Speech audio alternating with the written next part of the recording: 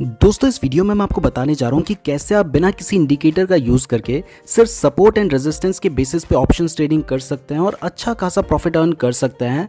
तो इस वीडियो को ध्यान से ज़रूर देखिएगा और शेयर मार्केट से related daily options trading strategy के ऊपर है। अगर आपको ऑप्शंस ट्रेडिंग के बारे में कुछ भी नहीं पता है तो मैंने बिगनर्स के पास एंजल ब्रोकिंग का डीमैट अकाउंट नहीं है तो एंजल ब्रोकिंग का लिंक भी डिस्क्रिप्शन पे दिया है। एंजल ब्रोकिंग दोस्तों क्योंकि हम सपोर्ट एंड रेजिस्टेंस के बेसिस पे ऑप्शंस ट्रेडिंग करने वाले हैं तो सबसे पहले जान लेते हैं कि सपोर्ट एंड रेजिस्टेंस क्या होता है।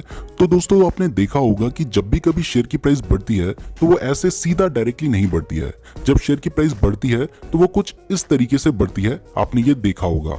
और अगर शेयर की प्राइस गिरती भी है तो वो सीधा एकदम से नीचे नहीं गिरती है, वो गिरती है तो सबसे पहले थोड़ा सा गिरेगी, उसके बाद उठने की कोशिश करेगी, फिर थोड़ा सा गिरेगी और फिर उठने की कोशिश करेगी। और ऐसे आपने देखा होगा कि कुछ इस तरीके से शेयर की प्राइस गिरती है, एकदम से नीचे नहीं गिरती है।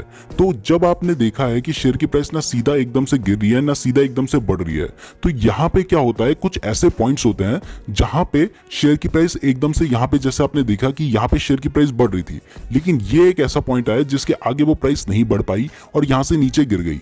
तो जिस पॉइंट के आगे नहीं बढ़ पाई तो ये जो पॉइंट होता है ना, ये होता है इसका रेजिस्टेंस। ऐसे फिर जब उसकी प्राइस नीचे गिर रही थी तो ये एक ऐसा पॉइंट आया जिस पॉइंट से ज्यादा नीचे नहीं गिरी, तो यहां पे उसे क्या मिल गया, यहां पे उसे मिला सपोर्ट। तो ये जो पॉइंट है ये होता है सपोर्ट। ऐसे दोबारा उसकी प्राइस अब बढ़ रही थी, अब इस पॉइंट में क्या हुआ, इससे आगे नहीं बढ़ पाई तो ये हो गया रेजिस्टेंस। फिर नीचे गिर रही थी तो इससे ज्यादा नीचे नहीं गिर पाई तो ये हो गया सपोर्ट। ऐसे फिर बढ़ रही थी तो इससे ज्यादा नहीं बढ़ पाई तो ये हो गया रेजिस्टेंस, और इससे ज्यादा नीचे नहीं गिर पाई तो ये हो गया सपोर्ट। ऐसे यहाँ पे फिर से रेजिस्टेंस, यहाँ पे सपोर्ट। तो इस तरीके से शेयर की प्राइस बढ़ती है और गिरती है और ये होता है हमारा सपोर्ट एंड रेजिस्टेंस। अभी मैंने आपको सिर्फ बेसिकली समझाया है, अब इसे डायरेक्टली हम चार्ट में देखते हैं, तब आपको ज्यादा बेटर समझ आएगा कि सपोर्ट एंड रेजिस्टेंस क्या होता है। तो दोस्तों मैंने अभी ट्रेडिंग व्यू की वेबसाइट में बैंक निफ्टी का चार्ट ओपन कर रखा है। मैं आपको सिंपल से सिंपल समझाने की कोशिश करूंगा ताकि जिनको बिल्कुल भी नॉलेज नहीं है वो इसका यूज कर पाए। तो दोस्तों आपको यहाँ पे कुछ ऐसे पॉइंट्स नजर आ रहे होंगे जहां पे शेयर की प्राइस गिर रही थी लेकिन बढ़ने लगी। अगर आपको ज्यादा अच्छे से यहाँ पे समझ नहीं आ रहा है तो ये क्योंकि कैंडलस्टिक चार्ट है तो आप इसको लाइन वाले चार्ट में भी चेंज कर सकते हैं। तो अब आपको ज्यादा बेटर समझ आ रहा होगा कि कहां पर शेयर की प्राइस गिर रही थी और फिर बढ़ गई। तो यहाँ पे आपको दिखाई दे रहा है कि यहाँ पर शेयर की प्राइस गिर रही थी यहां से नीचे तक, लेकिन ये एक ऐसा पॉइंट आया जहां से उसकी प्राइस वापस बढ़ने लगी। तो इस पॉइंट को हम क्या कर सकते हैं, ये पॉइंट हमारा सपोर्ट हो सकता है। ये आपको समझ आ रहा है कि यहाँ पे हमारा एक सपोर्ट है, ये आपने देख लिया। उसी तरीके से ये भी एक पॉइंट ऐसा है जहां पे शेयर की प्राइस ने नीचे गिरी थी उसके बाद उठी, ये भी एक ऐसा पॉइंट है, ये भी एक ऐसा पॉइंट है, ये भी एक ऐसा पॉइंट है जब प्राइस गिरी थी लेकिन यहां से उसने वापस टर्न लिया है, तो ये पॉइंट क्या है, सपोर्ट है। ऐसे ही यहां से भी प्राइस नीचे गिर रही थी लेकिन ये पॉइंट क्या है, सपोर्ट है। और यहां से भी इसकी प्राइस नीचे गिर रही थी लेकिन यहाँ पे भी इसका सपोर्ट है। तो ये सारे पॉइंट्स आपने देखे ना कि यहाँ पे नीचे प्राइस गिरी थी और ये इसका सपोर्ट हो गया। अब जब उसकी प्राइस बढ़ रही थी तो जब एक बार उसकी प्राइस बढ़ रही थी, अब इसका रेजिस्टेंस हमें देखना है। तो जब इसकी प्राइस बढ़ रही थी तो देखिए यहां से इसकी प्राइस बढ़ रही थी, ये जो पॉइंट आया इससे आगे नहीं बढ़ पाई, तो ये जो पॉइंट है ये हो गया इसका रेजिस्टेंस। ऐसे ही नीचे आई, गिरी, यहां पे इसने सपोर्ट लिया, फिर बढ़ने की कोशिश की, ये पॉइंट हो गया इसका रेजिस्टेंस। फिर नीचे गिरी, इससे ज्यादा इसने बढ़ने की कोशिश की यहां से वापस, ये पॉइंट हो गया इसका रेजिस्टेंस। ऐसे ही यहां पे भी रेजिस्टेंस हो गया।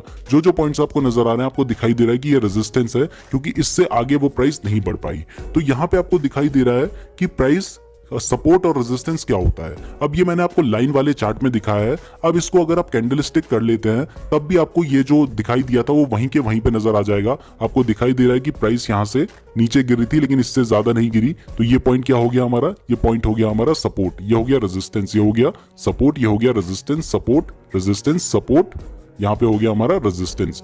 तो अब अगर आपको इसमें सपोर्ट एंड रेजिस्टेंस के लिए एक लाइन ड्रॉ करनी है तो यहाँ पे एक ऑप्शन होता है हॉरिजॉन्टल लाइन ड्रॉ करने का। तो आप सबसे पहले क्या कर सकते हैं, हॉरिजॉन्टल लाइन ड्रॉ कर सकते हैं।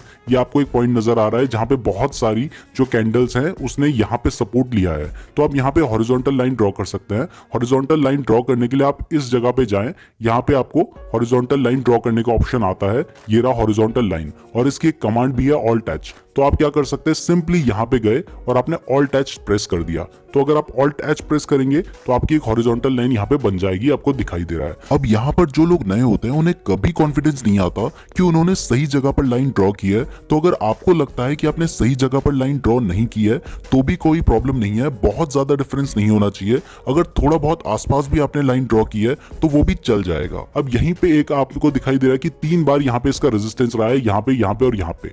तो यहाँ पे हमने एक क्या कर दिया, एक लाइन यहाँ पे भी ड्रॉ कर दी। इसके अलावा आप इससे ज्यादा यहाँ पे आपको दिखाई दे रहा है कि यहाँ पे इसने एक बार, यहाँ पे भी इसने क्या किया था, यहाँ पे भी इसने एक बार सपोर्ट लिया था। ये भी आपको एक पॉइंट नजर आ रहा है जहां पे इसने सपोर्ट लिया था। तो आप यहाँ पे भी एक लाइन ड्रॉ कर सकते हैं। हमने यहाँ भी एक लाइन ड्रॉ कर दी है। तो अब हमने 3 लाइन ड्रॉ कर दिया। आप चाहें तो इससे ज्यादा भी ड्रॉ कर सकते हैं। अब देखिए शेयर की प्राइस क्या है। अब शेयर की प्राइस क्या हो रही है, यहां से बढ़ रही है, यहां तक जा रही है, उसके बाद यहां से नीचे गिर रही है तो यहां तक आ रही है, यहां से ऊपर जा रही है तो यहां तक जा रही है, फिर नीचे गिर रही है। तो अब अगर आप इसमें बाय एंड सेल करना चाहते हैं तो आप क्या कर सकते हैं, सपोर्ट पे बाय कर ले। जहां पे सपोर्ट है यहां पे आपने, जैसे उसने अपने सपोर्ट को तोड़ा आपने यहां पे बाय कर लिया और उसके रेजिस्टेंस पे बेच दिया। सपोर्ट पे बाय किया, रेजिस्टेंस पे बेच दिया, सपोर्ट पे बाय किया, रेजिस्टेंस पे बेच दिया, फिर सपोर्ट पे बाय किया, रेजिस्टेंस पे बेच दिया। तो इस तरीके से आप सपोर्ट एंड रेजिस्टेंस का यूज करके बाय एंड सेल कर सकते हैं। और सेम इसी तरीके का यूज आप इंट्राडे ट्रेडिंग में भी कर सकते हैं। वहां पे भी आप सपोर्ट पे खरीदें और रेजिस्टेंस पे बेच दें। अब यहाँ पर एक बहुत ही जरूरी पॉइंट मैं आपको क्लियर कर देना चाहता हूँ। आपने देखा कि यहाँ से शेयर की प्राइस बढ़ रही है। अगर ये इस पॉइंट को तोड़ के ऊपर निकल जाती ना तो यहाँ से क्या होता कि ये इसका क्या बन जाता, अब सपोर्ट बन जाता, क्योंकि अब इसके प्राइस ऊपर आ जाती। अगर इससे नीचे है तभी तक वो रेजिस्टेंस है, जब इसको तोड़ के ऊपर चली गई तो वो इसका क्या बन गया, सपोर्ट बन गया। ऐसी अगर इससे ऊपर चली जाती तो इसका क्या बन जाता, सपोर्ट बन जाता, फिर वो यहां तक जा सकती थी या फिर एटलीस्ट यहां तक तो जाती।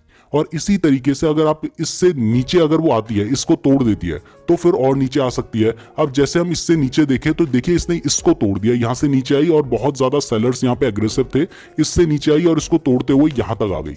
अब यहाँ पे इसने एक और सपोर्ट लिया। अगर आप चाहें तो यहाँ पे एक और लाइन ड्रॉ कर सकते हैं। यहाँ पे एक और लाइन में ड्रॉ कर लेता हूं। तो यहाँ पे हमने एक लाइन ड्रॉ कर ली है। तो अब देखिए यहाँ पे इसने सपोर्ट लिया, तो अब यहाँ पे सपोर्ट लेने के बाद इसकी प्राइस यहां तक गई और यहाँ पे जैसे ही उसने इसको क्रॉस किया, तो जब तक इसने इसे क्रॉस नहीं किया था तब तक ये पॉइंट इसका क्या था, ये पॉइंट इसका था रेजिस्टेंस। और जैसे ही इसने इसको क्रॉस कर दिया तब ये बन गया इसका सपोर्ट और ये बन गया इसका रेजिस्टेंस। अब इसके बाद आगे देखेंगे तो आपको दिखाई देगा कि यहाँ पे इसकी जो प्राइस थी वो अपने रेजिस्टेंस के आसपास ही चल रही थी, नीचे नहीं आ रही थी। और आपने देखा कि एक बार जो इसकी प्राइस थी उसने अपने रेजिस्टेंस को तोड़ दिया और ऊपर चली गई, लेकिन फिर दोबारा से वापस रेजिस्टेंस के पास आ गई। तो जब भी अपने रेजिस्टेंस को तोड़ती है तो थोड़ा सा वेट किया कीजिए, उसके बाद बाय किया कीजिए। अब यहाँ पे भी आपको काफी अपॉर्चुनिटीज मिली। आपने देखा कि यहाँ पे स्टॉक की प्राइस अपने सपोर्ट के आसपास आई और जैसे ही सपोर्ट के आसपास आई तो फिर वापस बढ़ गई।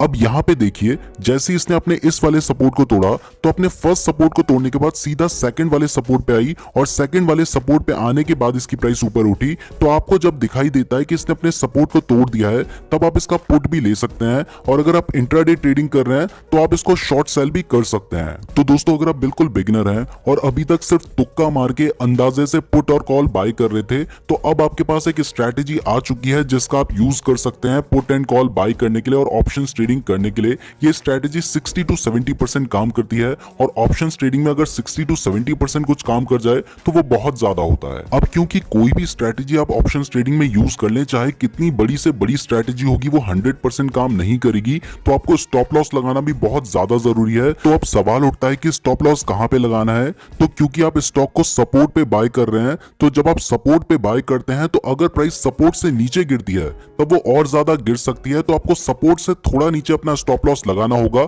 या फिर एक ट्रेड में आप जितना रिस्क ले सकते हैं उस हिसाब से ही आप स्टॉप लॉस लगाएं। और आपका जो टारगेट होगा वो होगा इसका रेजिस्टेंस। तो जो इसका रेजिस्टेंस है वहां पे आप अपना टारगेट लगाएं। और अगर बार बार कोशिश करने के बाद भी वो जो प्राइस है स्टॉक की वो रेजिस्टेंस के पास नहीं पहुंच पा रही है तो आप उससे थोड़ा पहले भी सेल कर सकते हैं।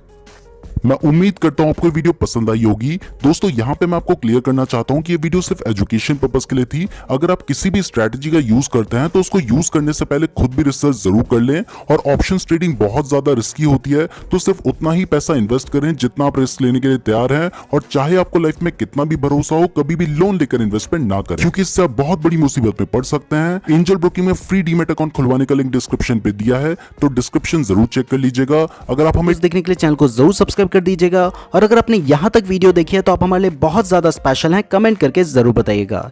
धन्यवाद।